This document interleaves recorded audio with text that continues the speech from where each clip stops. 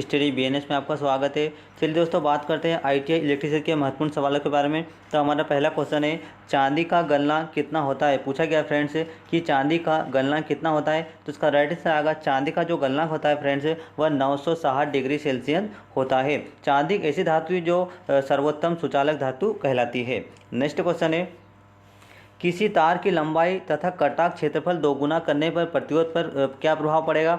तो याद रखना कि यदि किसी तार की लंबाई अगर दोगुनी की जाए और कटाव क्षेत्रफल भी दोगुना कर दी जाए तो जिसकी जो उसमें प्रतिरोध पर जो प्रभाव है उस पर कोई भी प्रभाव नहीं पड़ेगा। नेक्स्ट क्वेश्चन है, अभ्रक की डाई इलेक्ट्रिक स्ट्रेन कितनी होती है। पूछा गया है कि अभ्रक की डाई इलेक्ट्रिक स्ट्रेन कितनी होती है। तो इसका राइट आंसर आएगा 20 से 60 किलोवोल्ट प्रति एमएम होती है अभ्रक की डाई इलेक्ट्रिक स्ट्रेन। अब बात आती है डाई इलेक्ट्रिक स्ट्रेन क्या होती है। तो किसी पदार्थ की जो गलने की जो क्षमता होती है या सहनशीलता होती है वह डाई इलेक्ट्रिक स्ट्रेन कहलाती है, जिसे किलोवोल्ट प्रति एमएम में व्यक्त की जाती है। तो अभ्रक की डाई इलेक्ट्रिक स्ट्रेन कितनी होती है। तो 20 से 60 किलोवोल्ट प्रति एमएम होती है। नेक्स्ट क्वेश्चन है, वर्ग बी के अचालक का अधिकतम सुरक्षित तापमान कितना होता है। तो वर्ग बी के अचालक की अधिकतम सुरक्षा जो तापमान होता है वह 30 डिग्री सेल्सियस होता है, 130 डिग्री सेल्सियस होता है। नेक्स्ट क्वेश्चन है, स्विच सॉकेट इत्यादि किस पदार्थ से निर्मित होते हैं। मोस्ट इंपोर्टेंट क्वेश्चन पूछा गया है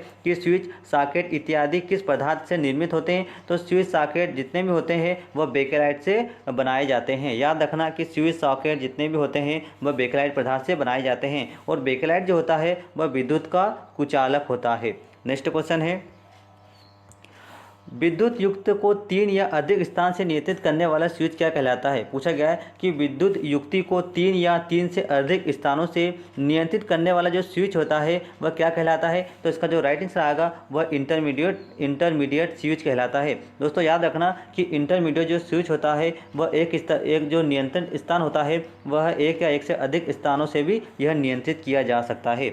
नेक्स्ट क्वेश्चन है, किटकैट फ्यूज का एम्पियर परास कितना होता है। पूछा गया है कि किटकैट फ्यूज का एम्पियर परास कितना होता है। तो किटकैट फ्यूज का जो एम्पियर परास होता है वह 5 से 3000 एम्पियर तक होता है। किटकैट फ्यूज जो एम्पियर धारा होती है वह 5 से 3000 एम्पियर धारा तक सहन कर सकता है। नेक्स्ट क्वेश्चन है, चुंबकीय वाहक बल का मात्रक क्या है। पूछा गया है कि चुंबकीय वाहक बल की इकाई क्या है। तो चुंबकीय वाहक बल की जो इकाई है फ्रेंड्स वह एम्पियर टन है।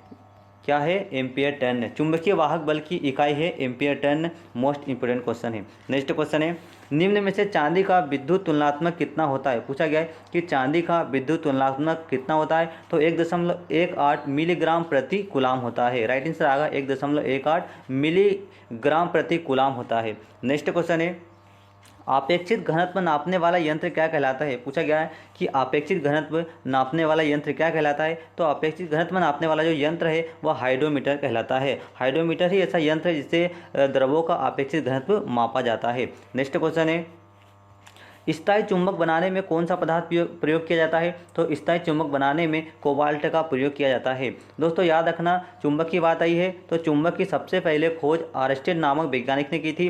चुंबक इस प्रकार की होती है, एन और एच 2 ध्रुव होते चुंबक में।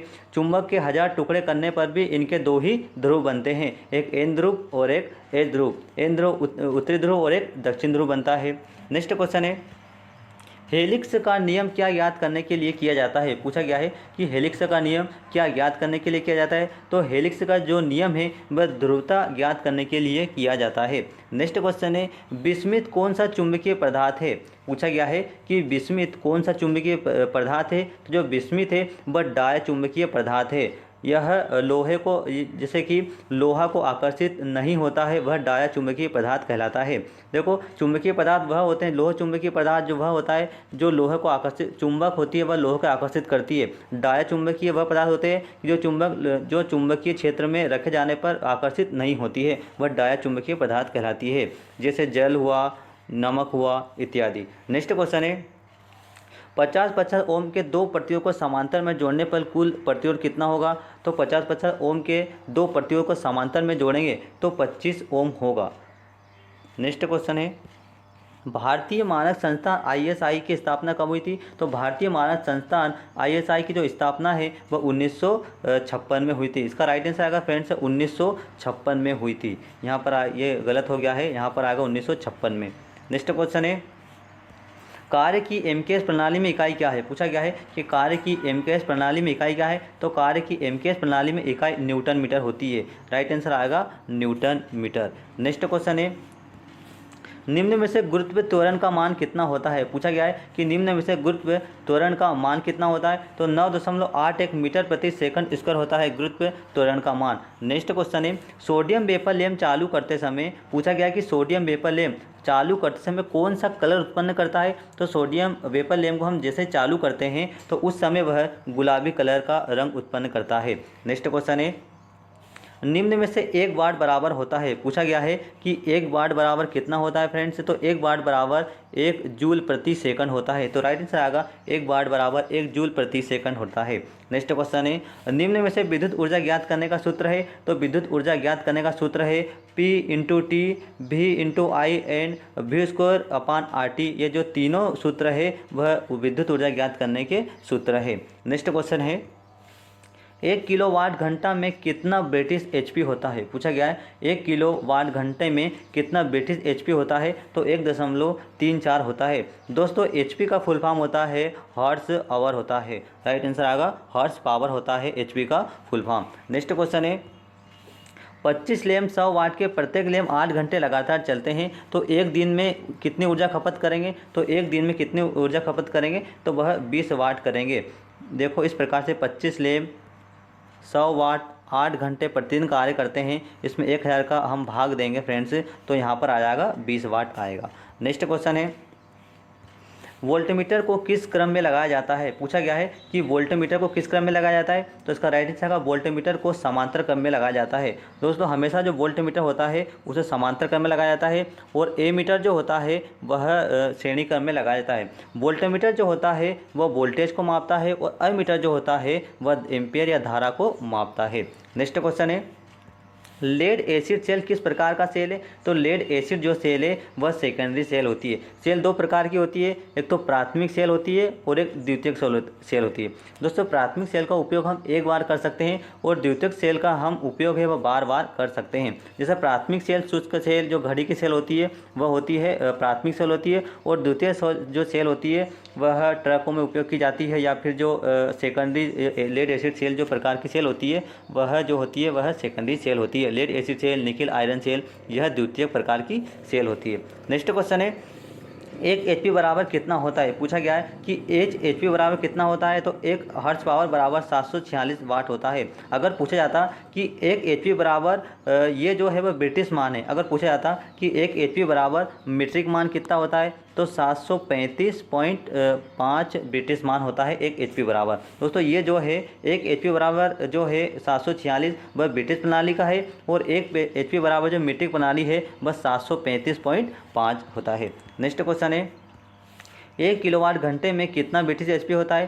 तो 1 किलोवाट घंटे में बात आती है 1 किलोवाट घंटे की, तो 1 किलोवाट घंटे में कितना ब्रिटिश एचपी होता है? तो वह 1.34 एचपी होता है। याद रखना फ्रेंड्स कि एचपी का फुल फॉर्म होता है हॉर्स पावर। नेक्स्ट क्वेश्चन है, नाइफ स्विच का एम्पियर परास कितना होता है? पूछा गया है कि नाइफ स्विच का एम्पियर परास कितना होता है? तो नाइफ स्विच का जो एम्पियर परास है वह 30 एम्पियर से 1000 एम्पियर तक होता है। याद रखना 30 एम्पियर से 1000 एम्पियर तक होता है नाइफ स्विच की परास क्षमता। नेक्स्ट क्वेश्चन है, अर्थ तार का रंग कैसा होता है? पूछा गया है कि अर्थ तार का रंग कैसा होता है? तो अर्थ जो तार होता है उसका रंग होता है हरा। और अब पूछा जाता कि न्यूट्रल तार का रंग कैसा होता है फ्रेंड्स? तो न्यूट्रल तार का जो रंग होता है वह होता है काला।